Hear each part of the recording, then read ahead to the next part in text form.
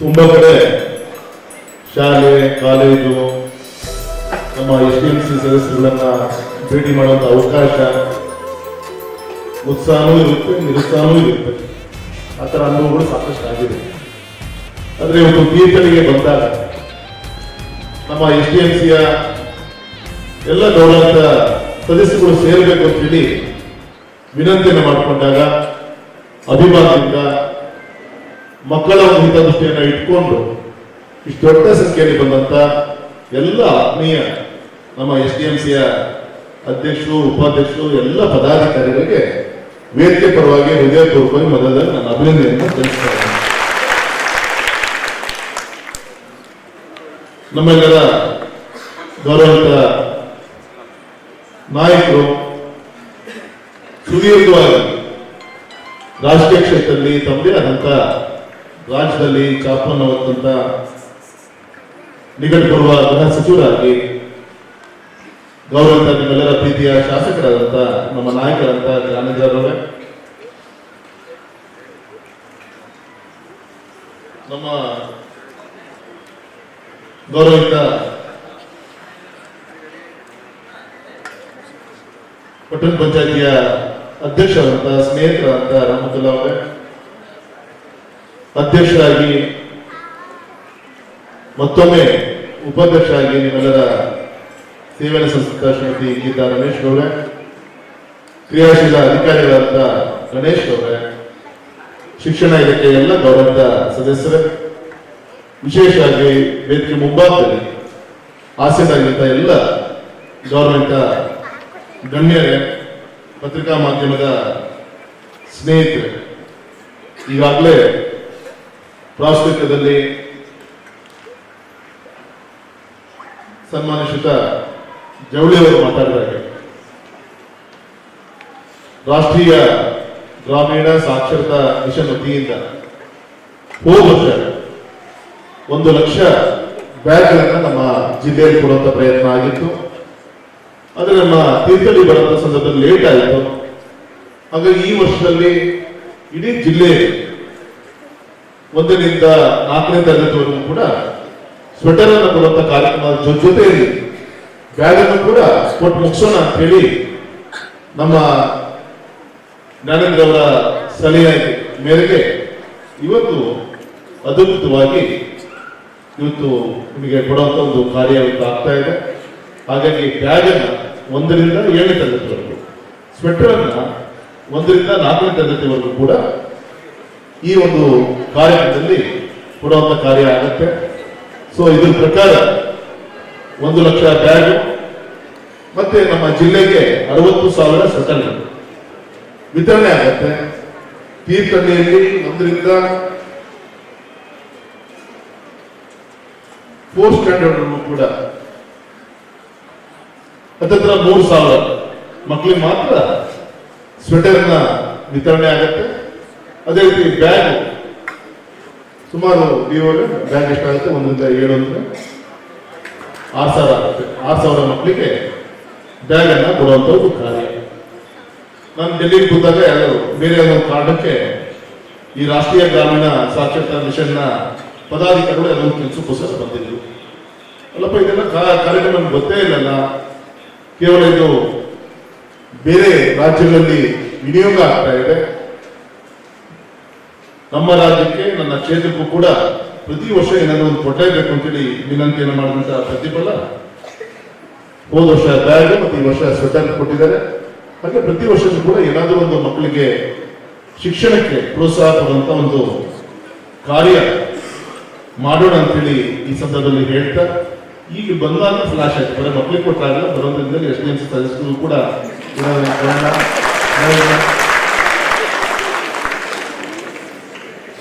ಯಾಕೆಂದ್ರೆ ಮಕ್ಕಳಿಗೆ ಮುಗಿಸುವಂತ ದೊಡ್ಡ ಜವಾಬ್ದಾರಿ ನಮ್ಮ SDMC ಸದಸ್ಯರ ಮೇಲಿದೆ. ಶಿಕ್ಷಣ ಆದ್ಯತೆ, ಅದರಲ್ಲೂ ಕೂಡ ನಮ್ಮ ಸರ್ಕಾರಿ ಶಾಲೆಗಳು ನಮ್ಮ ಸಮಾಜದ ನಿಜವಾದ ಒಂದು ಪ್ರತಿಬಿಂಬ ಅಂತ ಹೇಳಿ ನಾನು ಹೇಳಲಿಕ್ಕೆ ಇಚ್ಛೆ ಪಡ್ತೇನೆ.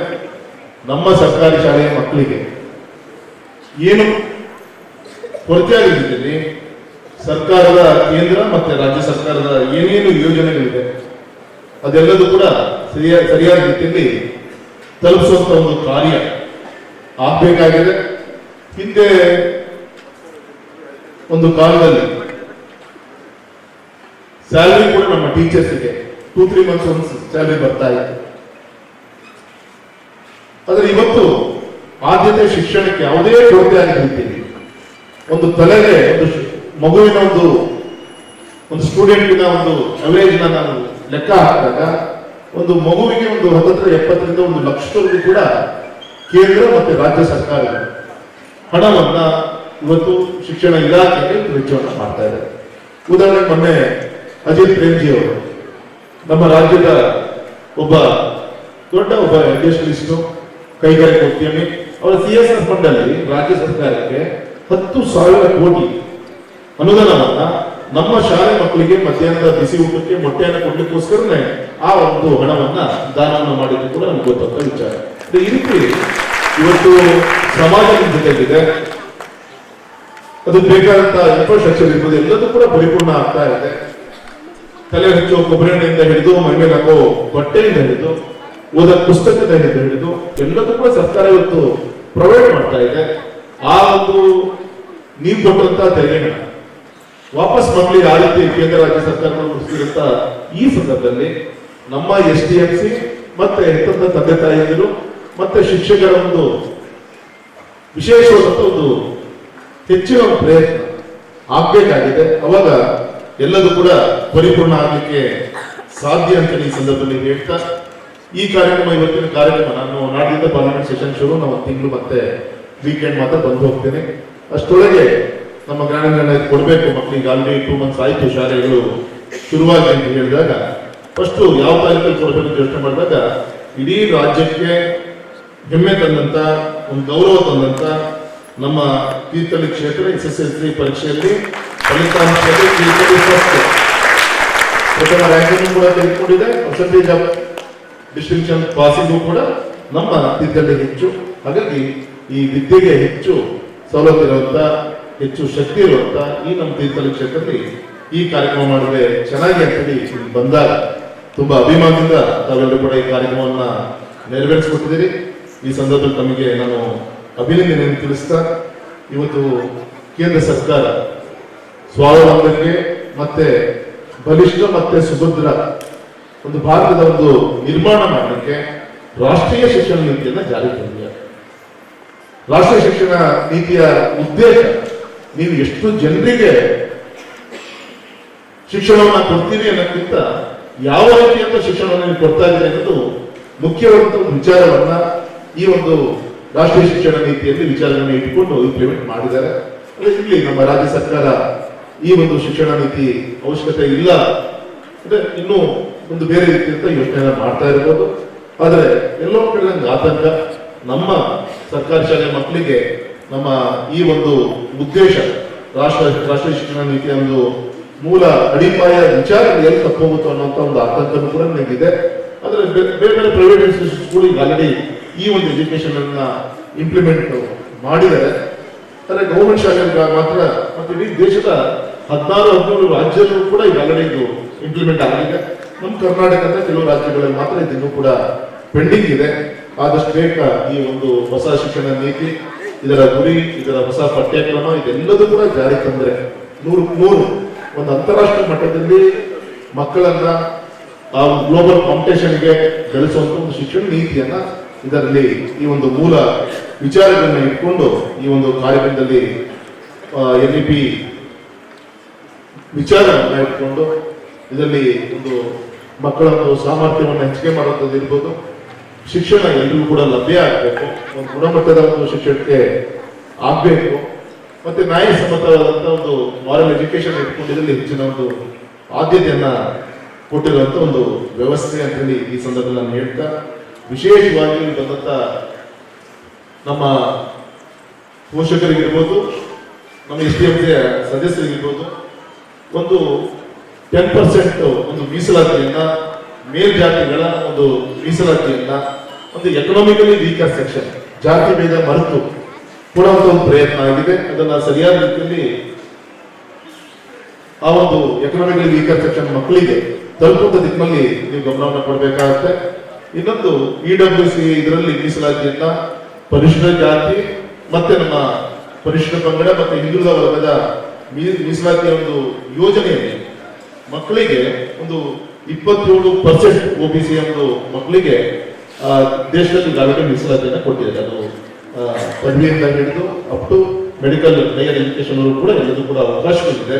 ಸೊ ಈ ಎಲ್ಲ ಮೀಸಲಾತಿಯನ್ನ ಅರ್ಥ ಮಾಡಿಕೊಂಡು ನಮ್ಮ ಗೌರವಿತ ನರೇಂದ್ರ ಮೋದಿಜಿಯವರು ಒಬ್ಬ ಕಟ್ಟಕಡೆಯ ಹಳ್ಳಿಯೂ ಮಕ್ಕಳಿಗೂ ಕೂಡ ರೈತರ ಮಕ್ಕಳಿಗೂ ಕೂಡ ಅತ್ಯುತ್ತಮವಾದಂತಹ ಶಿಕ್ಷಣವನ್ನ ಕೊಡಬೇಕು ಅಂತೇಳಿ ಈ ಎಲ್ಲ ವಿಚಾರಗಳನ್ನ ಜಾರಿ ತಂದಿದ್ದಾರೆ. ಸರ್ಕಾರ ಯಾವುದೇ ಇರಲಿ, ಆದ್ರೆ ಆ ಒಂದು ಕೇಂದ್ರದ ಕಾನ್ಸೆಪ್ಟ್ ಅನ್ನ, ಅದರ ಮೀಸಲಾತಿಯನ್ನ, ಆ ಶಿಕ್ಷಣದ ನೀತಿಗಳನ್ನ ಅಳವಡಿಸ್ಕೊಳ್ಳಿಕ್ಕೆ ಎಲ್ಲರೂ ಕೂಡ ಅವಕಾಶಗಳಿದೆ.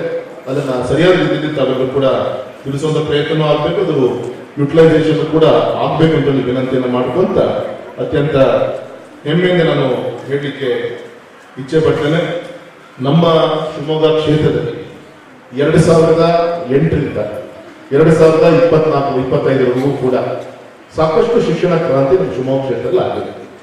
ಶಿವಮೊಗ್ಗದಲ್ಲಿ ಮೆಡಿಕಲ್ ಕಾಲೇಜ್ ಬಂತು, ಬಂಗಾರಪ್ಪನವರು ಮಾಡಿದಂತ ಅಗ್ರಿಕಲ್ಚರ್ ಹಾರ್ಟಿಕಲ್ಚರ್ ಕಾಲೇಜ್ ಇತ್ತು. ನಿಮ್ಮ ಯಡಿಯೂರಪ್ಪನವರು ಅದನ್ನ ಅಗ್ರಿಕಲ್ಚರ್ ಹಾರ್ಟಿಕಲ್ಚರ್ ಇಂಟಿಗ್ರೇಟೆಡ್ ಯೂನಿವರ್ಸಿಟಿಯನ್ನ ಇರುವಕ್ಕೆಯಲ್ಲಿ 1,000 ಎಕರೆಯಲ್ಲಿ ಅದನ್ನ ಎಕ್ಸ್ಟೆನ್ಷನ್ ಮಾಡುವಂತ ಕೆಲಸ ಆಯಿತು.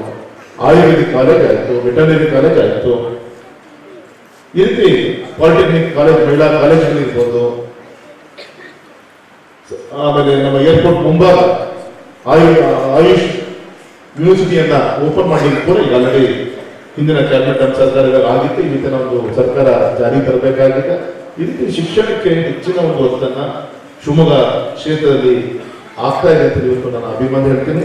ಮೊನ್ನೆ ನಮ್ಮ ಇನ್ಫ್ರಾಸ್ಟ್ರಕ್ಚರ್ ಮಿನಿಸ್ಟರ್ MB ಪಾಟೀಲ್ ಮೊನ್ನೆ ಅನೌನ್ಸ್ ಮಾಡಿದ್ದಾರೆ, ನಮ್ಮ ಏರ್ಪೋರ್ಟ್ ಅಲ್ಲಿ ಹೊರಗಡೆಗೆ ಒಂದು ಏವಿಯೇಷನ್ ಕ್ಲಾಸಸ್ ಅನ್ನ ಶುರು ಮಾಡಲಿಕ್ಕೆ ಸ್ಕೂಲನ್ನು ಕೂಡ ನಾವು ತೆರೀತೀವಿ ಅಂತ ಕೂಡ ಮೊನ್ನೆ ಅಧಿಕೃತವಾಗಿ ಘೋಷಣೆಯನ್ನು ಮಾಡಿದ್ದಾರೆ. ಅಂದ್ರೆ ಈ ರೀತಿ ಒಂದು ಎಜುಕೇಶನ್ ಇನ್ಸ್ಟಿಟ್ಯೂಷನ್, ಒಂದು ಏರ್ಪೋರ್ಟ್, ಒಂದು ಇನ್ಫ್ರಾಸ್ಟ್ರಕ್ಚರ್ ಇದೆಲ್ಲದೂ ಕೂಡ ಬಂದ್ರೆ ನಮ್ಮ ಕ್ಷೇತ್ರದ ಒಂದು ಸರ್ವಾಂಗೀಣ ಅಭಿವೃದ್ಧಿಗೆ ಏನೇನು ಆದ್ಯತೆ ಕೊಟ್ಟು ಗಮನ ಕೊಡಬೇಕು ಅದಕ್ಕೆಲ್ಲ ಆಗುತ್ತೆ ಅನ್ನೋಕ್ಕೆ ನಮ್ಮ ಶಿವಮೊಗ್ಗ ಒಂದು ಒಳ್ಳೆಯ ಉದಾಹರಣೆ ಅಂತ ಈ ಸಂದರ್ಭದಲ್ಲಿ ಹೇಳ್ತಾ, ನಮ್ಮ ವಿಶೇಷವಾಗಿ ನಮ್ಮ ಜ್ಞಾನೇಂದ್ರ ಮತ್ತೆ ನಾವು ಸಾಕಷ್ಟು ಒಂದು ಅಪೇಕ್ಷೆ ಇದೆ. ನಮ್ಮ ಆಗುಂಬೆ ಘಾಟಿಗೆ ಟರ್ಮಿನಲ್ ಆಗ್ಬೇಕು ಅನ್ನೋದು ಸಾಕಷ್ಟು ಒತ್ತಾಯವೂ ಕೂಡ ಇದೆ. ಟನಲ್ ಆಗ್ಬೇಕು ಅಂತೇಳಿ ಸಾಕಷ್ಟು ಪ್ರಯತ್ನಗಳು ನಡೀತಾ ಇದೆ. ನನ್ನನ್ನು ಕೂಡ ವಿನಂತಿ ಮಾಡ್ಕೊಂಡ್ರಿ, ಯಾಕಂದ್ರೆ ನಮ್ಮ ಅವತ್ತಿನ ನಮ್ಮ ಗಡ್ಕರಿಜಿಯವರ ಮೂಡ್ ಅಷ್ಟಕ್ಕಷ್ಟೇ ಇತ್ತು. ಅದರಲ್ಲಿ ಮುಚ್ಚುಮರೆಯಲ್ಲಿಲ್ಲ, ಯಾಕೋ ಅವರಿಗೆ ಅಷ್ಟು ಸಮಾಧಾನದಲ್ಲಿ ಇದ್ದಿದ್ದಿಲ್ಲ. ವಿನಂತಿ ಮಾಡ್ಕೊಂಡಿದ್ದೀವಿ. ಒಬ್ಬ ಕೇಂದ್ರದ ಮಂತ್ರಿ ಬಂದಾಗ ಕಾರ್ಯಕ್ರಮ ಯಾವ ರೀತಿ ಆಯಿತು ಏನೆಲ್ಲದು ಕೂಡ ತಾವು ಮಾಧ್ಯಮದಲ್ಲಿ ಕೂಡ ನೋಡಿದ್ದೀರಿ. ನಾನು ನಾಳೆ ಡೆಲ್ಲಿ ಬಂದು ನೆನಪಾಡಪ್ಪ ಅಂತ ನನ್ನ ಕೈಗೆ ವಾಪಸ್ ಕೊಟ್ಟಿದ್ದಾರೆ. ಸಾಕಷ್ಟು ಬಗ್ಗೆ ಚರ್ಚೆ ಮಾಡಿದ್ದೀವಿ. ವಿಶೇಷವಾಗಿ ನಮ್ಮ ಇಲ್ಲಿ ಟನಲ್, ನಮ್ಮ ಆಗುಂಬೆ ಘಾಟು, ನಮ್ಮ ದಾವಣಗೆರೆ ಶಿವಮೊಗ್ಗ ರಂಭಾಪುರಿ ಪೀಠಕ್ಕೆ ಹೋಗುವಂತ ರಸ್ತೆ ಇದೆ, ಅದು ರಾಷ್ಟ್ರೀಯ ಹೆದ್ದಾರಿಗೆ ಅಪ್ಗ್ರೇಡ್ ಆಗಬೇಕು. ಮೂರನೇ ನಮ್ಮ ಶಿವಮೊಗ್ಗದ ರಿಂಗ್ ರೋಡಿಗೆ ಆದ್ಯತೆ ಇಟ್ಕೊಂಡು ಆ ಮೂರು ಮನವಿಯಲ್ಲಿ ಮೂರದಂತ ಕೆಲಸ ಕಾರ್ಯಗಳು ಆಗ್ತಾ ಇದೆ. ಆದ್ಯತೆಯಲ್ಲಿ ಹಾಗೆ ನನ್ನ ಆದ್ಯತೆ ಇದೆ. ಅದಕ್ಕೆ ಜ್ಞಾನೇಂದ್ರ ಅವರ ಒಂದು ಕಳ್ಕಳಿ, ಯಾಕಂದ್ರೆ last time before parliament election inauguration program ಬಂದಾಗ ಅಲ್ಲಿ ಫಸ್ಟ್ ಸ್ಪೀಚ್ ಕೊಟ್ಟು ನಮ್ಮ ಜ್ಞಾನೇಂದ್ರ ಅಲ್ಲಿ ವೇದಿಕೆಗೆ ಗಡ್ಕರಿಜಿ ಅವರಿಗೆ. ಹಾಗಾಗಿ 100 ಕಾರ್ಯಗತ ಮಾಡಿಕೊಂಡು ಗಮನವನ್ನು ಕೊಡ್ತೀವಿ ಅಂತ ಸಂದರ್ಭದಲ್ಲಿ ಹೇಳ್ತಾ, ರೈಲ್ವೆ ಕ್ಷೇತ್ರದಲ್ಲಿ ಸಾಕಷ್ಟು ಬದಲಾವಣೆ ಆಗ್ತಾ ಇದೆ. ನಾಳೆ ಜನವರಿ ಫೆಬ್ರವರಿಗೆ ನಮ್ಮ ಶಿವಮೊಗ್ಗದ ಕೋಟೆನೂರು ಕೋಚಿಂಗ್ ಡಿಪೋ ನಮ್ಮ ರಾಜ್ಯದ 4ನೇ ಡಿಪೋ. ಹಿಂದೆ ನಮ್ಮ ತಂದೆ ಮುಖ್ಯಮಂತ್ರಿ ಇದ್ದಾಗ ಒಂದು 40 ಎಕರೆ ಜಾಗವನ್ನ ಈ ಡಿಪೋ ಮಾಡಲಿಕ್ಕೆ ಕೊಟ್ಟಿತ್ತು. ಒಂದು ಟ್ರೈನ್ 3000 ಗಂಟೆ 3000 ಅವರ್ಸ್ ಅಂದಾದ್ಮೇಲೆ ಸರ್ವಿಸ್ಗೆ ಅಂತ ನಮ್ಮ ಶಿವಮೊಗ್ಗ ಬರಲೇಬೇಕು. ಈ ಆ ರೀತಿಯ ಸ್ಟೇಷನ್ಸ್ಗಳು 4 ಇದೆ. ಒಂದು ಮೈಸೂರಿದೆ, ಒಂದು ಹುಬ್ಳಿ ಇದೆ, ಒಂದು ಬೆಂಗಳೂರು ಇದೆ. ಇದು 4ನೇ ಒಂದು ಪ್ರಾಜೆಕ್ಟ್ ನಮ್ಮ ಶಿವಮೊಗ್ಗದಲ್ಲಿ ಆಗ್ತಾ ಇದೆ. ಸೊ ಜನವರಿ ಫೆಬ್ರವರಿ ಉದ್ಘಾಟನೆ ಆಗ್ಬೋದು. ಅದು ಆಯಿತು ಅಂದರೆ ನಮ್ಮ ಶಿವಮೊಗ್ಗದಿಂದ ಒಂದೇ ಭಾರತ್ ಟ್ರೈನು ಈಗಾಗಲೇ ನಾನು ಅವತ್ತು ಹೇಳಿದ್ದೆ, ಶಿವಮೊಗ್ಗ ತಿರುಪತಿಗೆ ಈಗ ಆಲ್ರೆಡಿ ಟೈಮ್ ಟೇಬಲ್ ಫಿಕ್ಸ್ ಆಗಿದೆ. ಜನವರಿಗೆ ಉದ್ಘಾಟನೆ ಆಗಬೇಕು ಅಂತೇಳಿ ಬೆಳಗ್ಗೆ ಹೋಗಿ ಮಧ್ಯಾಹ್ನ ರೀಚ್ ಆಗುತ್ತೆ, ಮತ್ತೆ ಸಂಜೆ ಹೊತ್ತು ರಾತ್ರಿ ವಾಪಸ್ ಬರುತ್ತೆ. ಮತ್ತು 4-5 ರಾಜ್ಯಗಳಿಗೆ ನಮ್ಮ ಶಿವಮೊಗ್ಗದಿಂದನೇ ಟ್ರೈನ್ಗಳು ಸರ್ವಿಸ್ಗಳು ಕೂಡ ಶುರುವಾಗುತ್ತೆ. ಸಾಕಷ್ಟು ಒಂದು ಬದಲಾವಣೆಯ ಒಂದು ಕೇಂದ್ರ ನಮ್ಮ ರೈಲ್ವೆ ಕ್ಷೇತ್ರದಲ್ಲಿ ಆಗೋದಿದೆ ಅಂತ ಈ ಸಂದರ್ಭದಲ್ಲಿ ಹೇಳ್ತಾ, ವಿಶೇಷವಾಗಿ ನಮ್ಮ ತೀರ್ಥಹಳ್ಳಿಗೆ ಏನಾದರೂ ಮಾಡಿ ರೈಲ್ವೆ ಕ್ಷೇತ್ರವನ್ನ ಎಕ್ಸ್ಪೆನ್ಷನ್ ಮಾಡಬೇಕು ಅಂತ ಹೇಳಿ ಎರಡು ರೀತಿಯಾದ ಪ್ರಯತ್ನ ನಡೀತಾ ಇದೆ. ಒಂದು ದೇವರ ದಯೆಯಿಂದ ಟನಲ್ ಆದರೆ ಮಲ್ಟಿ ಇನ್ಫ್ರಾಸ್ಟ್ರಕ್ಚರ್ ಡೆವಲಪ್ಮೆಂಟ್ ಇದರಲ್ಲಿ ಹೈವೇ ಮತ್ತು ರೈಲ್ವೆ ಎರಡನ್ನೂ ಕೂಡ ಆ ಟನಲ್ ಮುಖಾಂತರ ತೆಗೆದುಕೊಂಡು ಹೋಗ್ಬೋದಾ, ಆ ದಿಕ್ಕಲ್ಲೂ ಕೂಡ ಈಗಾಗಲೇ ಕೇಂದ್ರ ಮತ್ತು ರೈಲ್ವೆ ಇಲಾಖೆ ಇದನ್ನು ಚರ್ಚೆ ಮಾಡ್ತಾ ಇದೆ. ಇನ್ನೊಂದು ವಿಶೇಷವಾಗಿ ನಮ್ಮ ಶಿವಮೊಗ್ಗ, ಶೃಂಗೇರಿ, ಮಂಗಳೂರು ಈ ಯೋಜನೆಗೆ ರೈಲ್ವೆ ಸರ್ವೆ ಆಗ್ತಾ ಇದೆ. ಮೊನ್ನೆ 19/3/2025 ಮೊನ್ನೆ ಮಾರ್ಚಿಗೆ ರೈಲ್ವೆ ಮಂಡಳಿಯಿಂದ ಅಂತಿಮ ಹಂತದ ಸರ್ವೆ ಮಂಜೂರಾತಿ ಈಗ ಆಲ್ರೆಡಿ ಆಗಿದೆ. ಶಿವಮೊಗ್ಗದಿಂದ ನಮ್ಮ ಮಂಗಳೂರಿಗೆ ಹೋಗುವಂತ ಈ ಒಂದು ಯೋಜನೆಯಲ್ಲಿ ಥ್ರೂ ತೀರ್ಥಹಳ್ಳಿ ಮುಖಾಂತರ ರೈಲ್ವೆ ಆ ಒಂದು ಕ್ಷೇತ್ರವನ್ನು ಎಕ್ಸ್ಪೆನ್ಷನ್ ಮಾಡ್ಬೋದು ಅಂತ ಕೂಡ ಆ ದಿಕ್ಕಲ್ಲಿ ಕೂಡ ಈಗಾಗಲೇ ಪ್ರಯತ್ನ ಆಗ್ತಾ ಇದೆ ಅಂತಕ್ಕಂಥ ಅಭಿಮಾನದ ಈ ಸಂದರ್ಭದಲ್ಲಿ ಹೇಳಿಕ್ಕೆ ಇಚ್ಛೆ ಪಡ್ತೇನೆ. ಮತ್ತೆ ನಮ್ಮ ತಾಳಗುಪ್ಪದಿಂದ ಹೊನ್ನಾವರ ಒಂದ್ ಕಡೆಗೆ ಇರ್ಬೋದು, ಮತ್ತೆ ತಾಳಗುಪ್ಪದಿಂದ ಹುಬ್ಳಿಗೆ ಎರಡೂ ಕೂಡ ಈಗಾಗಲೇ ಸರ್ವೆ ಆಗಿದೆ. ಮತ್ತೆ ಇನ್ನೊಂದು ದಿಕ್ಕಿಂದ ನಮ್ಮ ಹಾಸನ, ಬೇಲೂರು, ಚಿಕ್ಕಮಗಳೂರು, ಶೃಂಗೇರಿ, ಶಿವಮೊಗ್ಗ ಈ ರೈಲ್ವೆ ಟ್ರ್ಯಾಕ್ ಸುಮಾರು 150 ಕಿಲೋಮೀಟರ್ ಈ ರೈಲ್ವೆ ಸರ್ವೆಯನ್ನು ಕೂಡ ಈಗ ಆಲ್ರೆಡಿ ಆಗ್ತಾ ಇದೆ. ಸೊ ಅದ್ರ ಮುಖಾಂತರ ಕೂಡ ತೀರ್ಥಹಳ್ಳಿ ಮುಖಾಂತರ ಶಿವಮೊಗ್ಗಕ್ಕೆ ಮುಗಿಸೋಕ್ಕೆ ಆ ಪ್ರಯತ್ನ ಕೂಡ ಆಗ್ತಾ ಇದೆ. ವಿಶ್ವಾಸ ಇದೆ ಆದಷ್ಟು ಬೇಗ ಒಳ್ಳೆಯ ಸುದ್ದಿಯನ್ನ ನಮ್ಮ ತೀರ್ಥಹಳ್ಳಿ ಕ್ಷೇತ್ರಕ್ಕೆ, ರೈಲ್ವೆ ಕ್ಷೇತ್ರಕ್ಕೂ ಕೂಡ ಕೊಡೋದು ದಿಕ್ಕಿನಲ್ಲಿ ನಮ್ಮ ಕೇಂದ್ರ ಸರ್ಕಾರ ಕಟಬದ್ಧವಾಗಿದೆ, ಹೋಮ್ವರ್ಕ್ ಮಾಡ್ತಾ ಇದೆ. ಇಂದು ಕೂಡ ತೆರಿಗೆ ಕಟ್ತಾ ಇದ್ದೀರಿ, ಇವತ್ತು ಕೂಡ ಕಟ್ತಾ ಇದ್ದೀರಿ. ಆದ್ರೆ ಇವತ್ತು ಇನ್ಫ್ರಾಸ್ಟ್ರಕ್ಚರ್ಗೆ ಇಷ್ಟೊಂದು ದೊಡ್ಡ ರೀತಿಯಂತ ದಾಖಲೆ ಕೆಲಸ ಕಾರ್ಯಗಳು ಆಗ್ತಾ ಇದೆ ಅಂತ ಈ ಸಂದರ್ಭದಲ್ಲಿ ಹೇಳ್ತಾ ತುಂಬಾ ಸಂತೋಷ ಆಯಿತು. ಮಕ್ಕಳಿಗೆ ಮುಟ್ಟುವಂತ ಈ ಒಂದು ಕಾರ್ಯಕ್ರಮಕ್ಕೆ ದೊಡ್ಡ ಸಂಖ್ಯೆ ತಾವೆಲ್ಲರೂ ಕೂಡ ಬಂದು ಕಾರ್ಯಕ್ರಮ ಯಶಸ್ವಿ ಮಾಡಿದ್ರಿ. ಹಾಗಾಗಿ ಶಿಕ್ಷಣ ಕ್ಷೇತ್ರಕ್ಕೆ ಹೆಚ್ಚಿನ ಒಂದು ನಾನು ಆಗಲೇ ಹೇಳಿದ್ದು ಇನ್ಸ್ಟಿಟ್ಯೂಷನ್ಸ್ಗಳು ರಾಜ್ಯ ಸರ್ಕಾರದಿಂದ ಬಂದಿತ್ತು, ಆದರೆ ಕೇಂದ್ರದಿಂದ ಈಗ ಆಲ್ರೆಡಿ 2 ಕೇಂದ್ರೀಯ ವಿದ್ಯಾಲಯಗಳು ಶಿವಮೊಗ್ಗದಲ್ಲಿ ಆಲ್ರೆಡಿ ಕೆಲಸ ಮಾಡ್ತಾ ಇದೆ.